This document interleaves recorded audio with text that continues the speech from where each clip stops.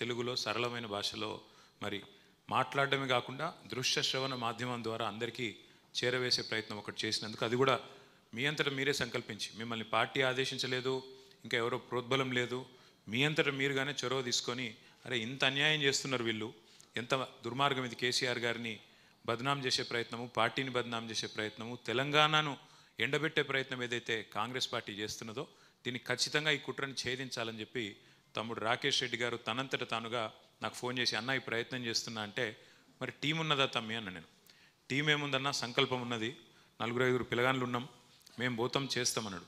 మరి ఏమైనా ఇంతజాం చేయాలంటే ఏమొద్దన్నా జర మనోళ్ళకి చెప్పు అక్కడక్కడ తప్ప నాకు ఏమొద్దు, నేనే చేసుకొస్తా అని సొంత కృషితో చేసినాడు. హృదయపూర్వకంగా మీకు అభినందన. ఇప్పుడు నేను ఇక్కడికి వచ్చే ముందు నేను ఫోన్లో బిజీగా ఒకటి చూస్తూ ఉంటే ఏంటి అంటే, మనం నిజంగా కూడా కొన్ని విషయాల్లో మనం మార్కెటింగ్ చక్కగా చేసుకోలే.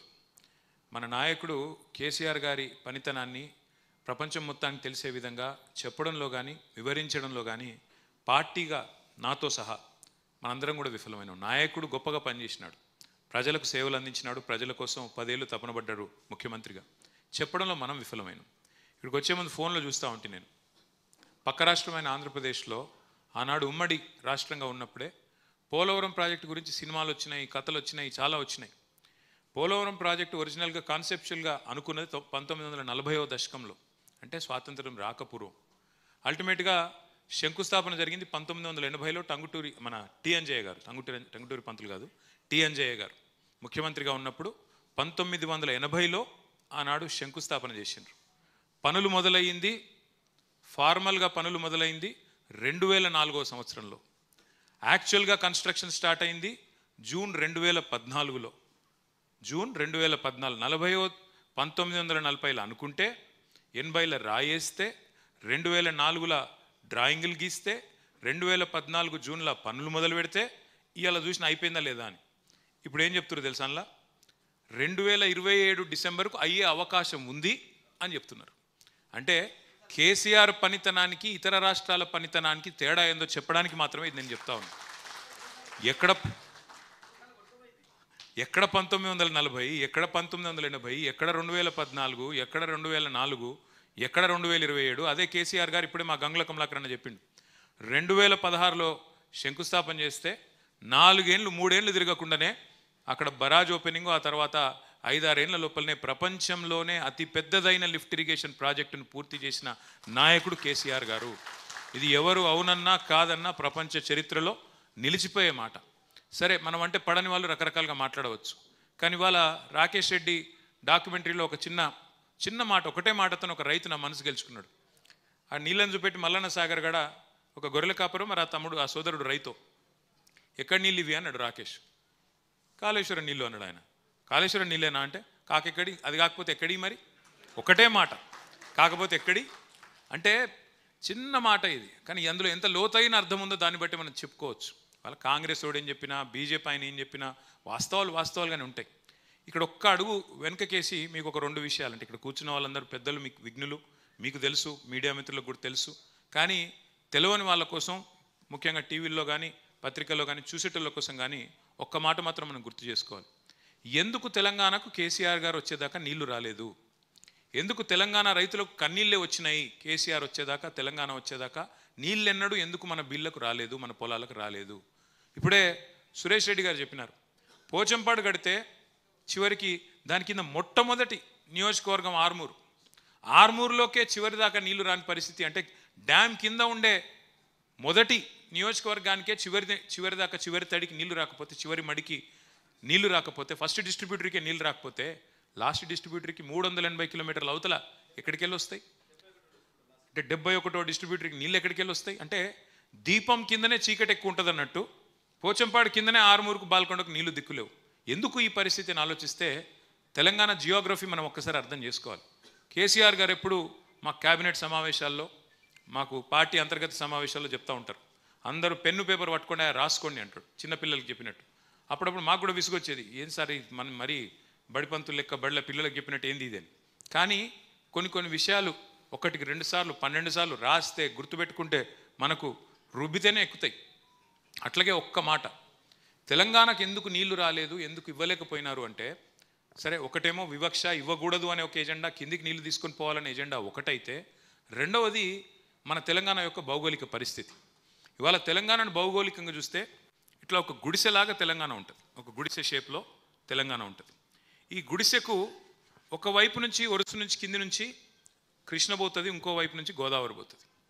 కృష్ణానది 110-120 మీటర్ల మీద, సముద్రానికి 110-120 మీటర్ల మీదకి వెళ్ళి కృష్ణానది పారకం ఉంటుంది మన తెలంగాణ మొత్తంగా చూస్తే. గోదావరి 80-90-100 మీటర్ల మీద గోదావరి. అంటే ఇట్లా గుడిసెలాగా తెలంగాణ ఉంటే ఒక ఒరుసుకెళ్ళి కృష్ణ, ఇంకో ఒరుసుకెళ్ళి గోదావరి, రెండు పోతాయి. అయితే ఇక్కడ హైదరాబాద్ ఇప్పుడు ఎక్కడైతే మనం కూర్చొని ఉన్నామో ఇది 535 మీటర్ల మీద ఉంటుంది. అంటే 80 మీటర్ల కాడ మేడిగడ్డ ఉంటే హైదరాబాదు 535 మీటర్ల మీద ఉంటే మరి నీళ్ళు ఎట్లా తేవాలి? హైదరాబాద్కైనా మార్గమధ్యంలో ఉండే వివిధ జిల్లాలకైనా ఏ ప్రాంతానికైనా నీళ్ళు ఎట్లా తేవాలి? ఎట్లా తేవాలంటే ఒకటే మార్గం. ఒక రైతు ఇవాళ తెలంగాణ రాకముందు, కేసీఆర్ గారు ముఖ్యమంత్రి కాకముందు తన పొలంలోకి నీళ్లు తెచ్చుకోవాలి అంటే, ఎందుకంటే కాంగ్రెస్ వాళ్ళు ఎన్నడూ పెద్దగా ఈ విషయంలో, ఈ రంగంలో, సాగునీటి రంగంలో పెద్దగా పని చేయలేదు.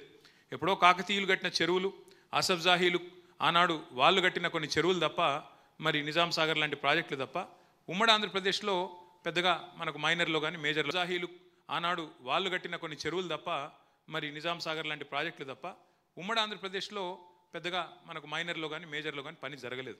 అందుకే రైతులు ఏం చేసినారు? బోర్ల మీద బోర్లేసి, ఒకటే ఒక మూషంపల్లి అనే ఊరిలో ఒక రైతు రామరెడ్డి గారు 57 బోర్లు వేసిన పరిస్థితి. బోర్లు ఎందుకు వేస్తారు? కింద ఉన్న భూగర్భంలో ఉన్న నీళ్లను పైకి లాగడానికి, నీళ్లు లాగి తమ పంటను సాగు చేసుకోవడానికి. ఎట్లయితే ఒక రైతు బోరేసి కిందికి వెళ్ళి నీళ్లు పైకి లాగుతాడో, 100 మీటర్లు లేదా 100 ఫీట్లు, 200 ఫీట్లు, 800 ఫీట్లు పైకి గుంచుతారో, అట్లాగే కేసీఆర్ గారు కూడా 80 మీటర్ల మీద ఉన్న గోదావరి నదిని, ఎక్కడైతే కాళేశ్వరం దగ్గర నీళ్ళు ఎక్కడైతే ఉన్నాయో వాటిని ఒడిసి పట్టి ఒక్కొక్క రోజు 1 కాదు 2 కాదు 3 టీఎంసీల నీళ్లు. 3 టీఎంసీలు అంటే మీ అందరికీ అందాజ కోసం చెప్తున్నా. మీరందరూ ట్యాంక్ బండ్ చూసే ఉంటారు, హుసేన్ సాగర్ చూసే ఉంటారు. Hussain Sagar capacity 1 TMC. అంటే రోజుకు 3 హుసేన్ సాగర్ల నీళ్లను మేడిగడ్డ కాడ పట్టుకొని హైదరాబాద్ దాకా తీసుకొచ్చే బృహత్తరమైన ప్రాజెక్టే కాళేశ్వరము. ఆ మార్గమధ్యంలో తమ్ముడు చెప్పినట్టు 15 గొలుసు కట్టు రిజర్వాయర్లు, 1 కాదు 2 కాదు 15 గొలుసు కట్టు రిజర్వాయర్లు. అందులో ఒక్కొక్కటిగా చెప్తూ వస్తే 15 రిజర్వాయర్లు, 19 సబ్స్టేషన్లు, 21 పంప్ హౌజులు, అట్లాగే 100 కిలోమీటర్ల సొరంగ మార్గాలు, 1000 కిలోమీటర్ల ప్రవాహ కాలువలు, వాటి సమాహారమే కాళేశ్వరం. 3 బ్యారేజీలు మాత్రమే కాదు, ఇవన్నిటి సమాహారం కాళేశ్వరం. అంటే ఎక్కడ 80 మీటర్ల కాడ నీళ్లను ఎత్తి 3 హుసేన్ సాగర్లు ఒక్క రోజుకు 3 టీఎంసీ నీళ్లు, 3 హుసేన్ సాగర్లలో పట్టే నీళ్లు ఒక రోజుకి ఎత్తి వాటిని దశల వారీగా తీసుకుంటూ వచ్చి 80 మీటర్ల నుంచి తీసుకొచ్చి మేడిగడ్డ నుంచి అన్నారం నుంచి సుందిల్ల నుంచి మన ఎల్లంపల్లి నుంచి మరి మిడ్మానేరు నుంచి ఒక పాయ మల్కపేట రిజర్వాయర్ అని ఉంటుంది మా వేములవాడ నియోజకవర్గానికి, ఇంకొక పాయ మనకిటు అన్నపూర్ణ తర్వాత రంగనాయక సాగర్ తర్వాత మల్లన్న సాగర్ తర్వాత కొండపోచమ్మ సాగర్. ఇక్కడ ఒక ముఖ్యమైన పాయింట్, కొండపోచమ్మ సాగర్ ఉన్నది 618 మీటర్ల మీద, హైదరాబాద్ ఉన్నది 535 మీటర్ల మీద. అంటే హైదరాబాద్ నెత్తి మీద ఒక కుండ పెట్టినట్టే. ఇంకా ఈరోజు హైదరాబాద్ జనాభా 1 కోటి అయితే భవిష్యత్తులో 3 కోట్లకు పెరిగినా, ఇంకెంత పెద్ద నగరమైనా, ఎన్నటికీ హైదరాబాద్లో మంచినీళ్లకు గోస లేకుండా చేసే ఒక వరప్రదాయిని, ఒక కామధేనువు, ఒక కల్పతరువు ఈ ప్రాజెక్టు కాళేశ్వరం. అంటే కాళేశ్వరం ద్వారా కేవలం రైతులకు సాగునీరు మాత్రమే కాదు, హైదరాబాద్కు తాగునీరు మాత్రమే కాదు, వేల గ్రామాలకు మధ్యలో తాగునీరు మాత్రమే కాదు, పెద్ద పెద్ద కంపెనీలకు ఈరోజు ఇండస్ట్రియల్ కన్సంప్షన్ కోసం కూడా వాటర్ ఇస్తున్న ప్రాజెక్టు కాళేశ్వరం. కోకాకోలా అనే ఒక కంపెనీ వచ్చింది నేను మంత్రిగా ఉన్నప్పుడు, పరిశ్రమల మంత్రిగా ఉన్నప్పుడు. వాళ్ళు అడిగింది ఒకటే, మేము ప్లాంట్ పెడతాం, 2,500 కోట్ల పెట్టుబడి పెడతాం, కానీ మాకు నీళ్లు కావాలి, మరి నీళ్లు సమృద్ధికి ఇస్తారా? తెలంగాణ కరువు ప్రాంతం అంటారు కదా, నీళ్ళు ఉన్నాయా మీ కాడ అని అడిగాను. ఉన్నాయి, బరాబర్ ఇస్తాం, నీకు ఎంత కావాలంటే అంత ఇస్తాం అని నేను చెప్పే నాకు ధైర్యం ఇచ్చిన ప్రాజెక్ట్ ఏది? కాళేశ్వరం ప్రాజెక్టు. అందుకే ఇవాళ కోకాకోలా ప్రాజెక్టు మన సిద్దిపేట జిల్లాలో పెట్టినారు. అక్కడి నుంచి ఇలా బ్రహ్మాండంగా మొన్ననే రేవంత్ రెడ్డి గారు పోయి రిబ్బన్ కూడా కట్ చేసి వచ్చినట్టున్నారు. పోయి మనం తెచ్చిన ప్రాజెక్టులన్నిటికీ రిబ్బన్లు కట్ చేయడం తప్ప, మనం వేసిన ఫ్లైఓవర్లకు సున్నాలు పూసుడు తప్ప చేసింది అయితే కొత్తగా ఒక్క పని కూడా లేదు వాస్తవానికి. ఇంకొక మాట దయచేసి మనందరం కూడా గుర్తుపెట్టుకోవాల్సింది, ఇవాళ కాంగ్రెస్ చేస్తున్న దుష్ప్రచారం కాళేశ్వరాన్ని కూలేశ్వరం అని. 100 భాగాలు ఉన్న ఒక ప్రాజెక్టులో ఒక్క బ్యారేజీలో ఆ బ్యారేజీలో ఉండే 85 పిల్లర్లలో 2 పిల్లర్లు కుంగితే పడిపోలేదు, కుంగినే అంతే, కుంగితే కొట్టుకపోయింది, కాళేశ్వరం కూలేశ్వరం అయిపోయింది అని చిల్లర మాటలు మాట్లాడేటోళ్లకు మనం గుర్తు చేయాల్సింది ఒకటే, ఎంత నోటికి హద్దు అదుపు లేకుండా 1,00,000 కోట్లు కొట్టుకుపోయినాయి అంటాడు ఒక ఆయన ముఖ్యమంత్రి గారు. కానీ ముఖ్యమంత్రి గారు మామగారు చెప్తున్నారు, పిల్లనిచ్చిన మామ పద్మారెడ్డి గారు, అయ్యా 93,760 కోట్లు ఖర్చైన ప్రాజెక్టులో ఇన్ని భాగాలుంటే మీరు దాన్ని 1,00,000 కోట్ల కుంభకోణం అంటే ఇది రాజకీయపరమైన ఆరోపణ కాకపోతే మరేంది అంటే కూడా స్పందన రాదు. వాస్తవం ఏంది, ఆ 3 బ్యారేజీలు, వాటితో పాటు 15 రిజర్వాయర్లు, వాటితో పాటు 19 మన సబ్స్టేషన్లు, 21 పంప్ హౌజులు, ఇన్ని కాలువలు, ఇన్ని సొరంగ మార్గాలు, వీటన్నిటికీ కలిపి అయిన ఖర్చు, భూసేకరణతో సహా అన్నిటికైన ఖర్చు 93,769 కోట్లు. ఇంత పెద్ద ప్రాజెక్టుకు, ఇంత పెద్ద కార్యక్రమానికి. అందులో ఒక మేడిగడ్డ బరాజుకైన ఖర్చు, బరాజులోని భూసేకరణకు, దాని నిర్మాణానికి అంతా అయిన ఖర్చు 4,000 కోట్లు. ఆ 4,000 కోట్లలో సిమెంట్ స్ట్రక్చర్ ఏదైతే ఉన్నదో బ్యారేజ్ రూపంలో దానికైన ఖర్చు కేవలం 1,500 కోట్లు. 2 పిల్లర్లు కుంగినాయి అంటే ఎన్డిఎస్ఏ రిపోర్ట్లో కూడా వాళ్ళు ఒకటే చెప్పినారు, 7th పియర్ని, 7th బ్లాక్ని, 7వ బ్లాక్ని పునరుద్ధరించండి అన్నారు. దాని పునరుద్ధరణకు అయ్యే ఖర్చు ఎంత అయితే 250-300 కోట్లు. అది కూడా ఆ సంస్థ పెట్టుకోవడానికి రెడీగా ఉంది. L&T అనే సంస్థ కాంట్రాక్చువల్ ఆబ్లిగేషన్ కాబట్టి మేమే పెట్టుకుంటాం అంటున్నది. అంటే రూపాయి భారం కూడా ప్రజల మీద పడలేదు, ఎక్కడ రూపాయి కూడా ప్రజాధనం వృధా కాలేదు. కానీ 3 కోట్ల ప్రజాధనం వృధా చేసి ఒక కమిషన్ వేసి కొండందవి ఎల్కన్ పట్టినట్టు ఏం పట్టిరాయా అంటే అని ఏం లేదు. అసెంబ్లీలో పెట్టిన మన హరీష్ రావు గారు చీల్చి చెండాడితే ఆన్సర్ కూడా లేదు గవర్నమెంట్ దగ్గర. పాపం మధ్యలో మా ఉత్తమ్ కుమార్ రెడ్డి లేచి ఆవేశపడి ఇట్లా డామ్ డూమ్ డీమ్ డామ్ అని ఒర్రుడు తప్ప కనీసం ఒక్క ప్రశ్నకు సమాధానం లేదు. సరే హరీష్ రావు గారు మాట్లాడినారు, బాగా మాట్లాడినారు, ఓకే. అక్బరుద్దీన్ ఓవైసీ గారు లేచి 4 ప్రశ్నలు అడిగినాడు. ఏమయ్యా మీరు కొట్టుకపోతుందన్నారు కాళేశ్వరం, మరి అక్కడేమో రోజుకు 100 టీఎంసీల నీళ్లు పోతున్నాయి, 120 టీఎంసీల నీళ్లు పోతున్నాయి, 12 లక్షల క్యూసెక్ల నీళ్లు పోతున్నాయి, మరి మజ్బూత్ ఉంది కదా, కొట్టుకపోలేదు కదా, ఎందుకు బదనాం చేస్తున్నారయ్యా అంటే సమాధానం లేదు. 22 నెలలైంది, ఎందుకు రిపేర్ చేస్తలేవు? నీ ఇల్లు కట్టుకున్నాక ఇంటికి 3 ఏళ్ల తర్వాత ఒక ఎక్కడనో చిన్న క్రాకో చిన్న పొక్కనో పడితే దాన్ని రిపేర్ చేసుకుంటావా లేదా? 22 నెలలైంది, ఎందుకు రిపేర్ చేయలేదయ్యా అని ఓవైసీ గారు అడిగితే సమాధానం రాదు. అట్లాగే ఆయన ఇంకొక ముఖ్యమైన ప్రశ్న అడిగిండు, మీరు మరి గోదావరి నీళ్ళు హైదరాబాద్ తెస్తామంటారు కదా, మరి కాళేశ్వరం కూలిపోయింది అంటున్నావు కదా, ఏడికెళ్ళి తెస్తావు నీళ్లు కాళేశ్వరం నీళ్లు కాకపోతే అని అడిగితే గుడ్లు తేలేసిండు ముఖ్యమంత్రి తప్ప ఆయనకి సమాధానం చెప్పే సత్తా కూడా లేదు. వాళ్ళ వాస్తవం ఏంది, అదే కాళేశ్వరం నీళ్లను మల్లన్న సాగర్ ద్వారా అటు గంధమల్ల తీసుకుపోతా ఉన్నారు. ఇంకొక వైపు హైదరాబాద్కి ఆనాడు మన ప్రభుత్వం ఉన్నప్పుడే 2023 జూలైలో అనుకుంటా మనమే జీవో ఇచ్చినాం, కేబినెట్ తీర్మానం చేసినాం. కొండపోచమ్మ సాగర్ నుండి 1,100 కోట్ల రూపాయలతో గండిపేటకు నీళ్లు తీసుకొచ్చే ప్రాజెక్టుకు మచ్చజెండా ఊపిందే కేసీఆర్ గారు. ఇవాళ ఈ ముఖ్యమంత్రి గారు 1,100 కోట్లతో అయిపోయేదానికి ఇవాళ 7,400 కోట్లకు అంచనాలు పెంచి మరి ఎవరి కోసమో, డబ్బుల కోసమో, మూటల కోసమో, ఢిల్లీకి ముడుపుల కోసమో ఇవాళ ప్రాజెక్టు నిర్మాణాన్ని 7 పెంచి మోసం చేస్తున్నాడు, ప్రజల దొమ్మును కొల్లగొడుతున్నాడు, ప్రజల సొమ్మును కొల్లగొడుతున్నాడు ఈ ముఖ్యమంత్రి గారు. ఎవరు ఏమనుకున్నా ఇంతకంటే ఎక్కువ నేను చెప్పాను, ఎందుకంటే చాలామంది పెద్దలు మాట్లాడినారు. ఎవరు ఏమనుకున్నా 2 సత్యాలు చరిత్రలో లిఖించబడతాయి.